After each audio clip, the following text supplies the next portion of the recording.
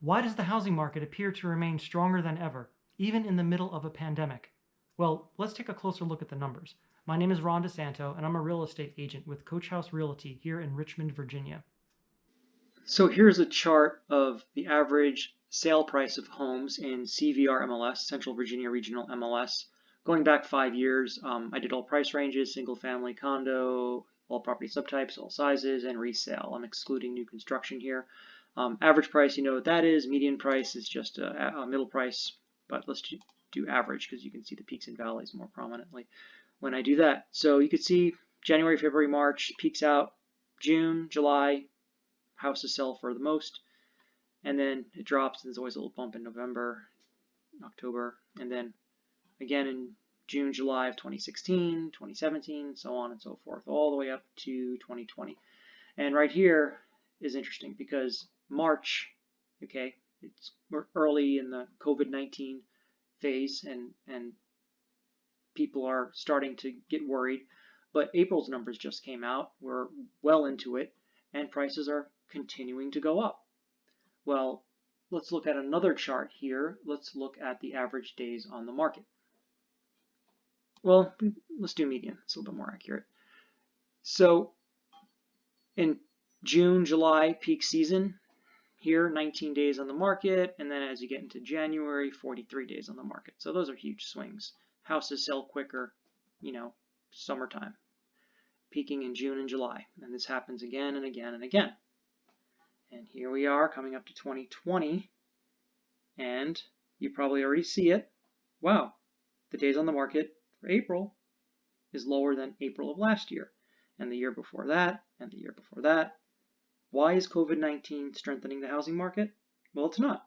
Well, I mean, it is, obviously, for people who actually have their house on the market, but that's where it ends, with the few people who have decided to list. And here is why. There are fewer homes on the market. Here we are going 5 years back, same search criteria. You can see June, July, many homes on the market. Winter months, January, February, fewer homes on the market. Happens again and again, same cycle going back 5 years.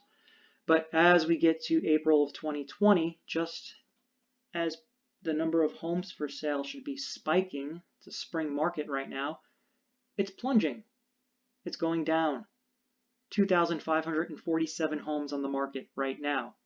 April of last year, 3,480 homes. And it's the same every year before that. So, and this is the 3-year chart, just so we can get closer and see more detail right there. There are fewer homes on the market, less inventory. It's your basic supply and demand.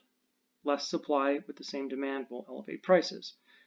Well, shouldn't there also be fewer buyers out there to offset that reduction in supply?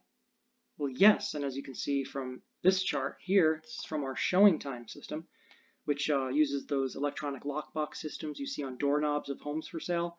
Well, we use those lockboxes to track the number of agents showing homes, and there is in fact a drop in showings, 16.6% from last time this year. So there does appear to be fewer buyers out there. However, the buyers that are out there are more serious. People who are just looking are sitting on the sidelines right now, just waiting to see what happens. While the serious buyers who already sold their home and still need to find another home to replace it, or someone who just had a job transfer, actually still do need to buy now. So what's going to happen going forward? Depends on whether or not you think there's going to be a cure for COVID sooner rather than later. But if you have a desire to sell right now and you're holding off when inventory is low and demand is still high, you could be missing out on a small window of opportunity.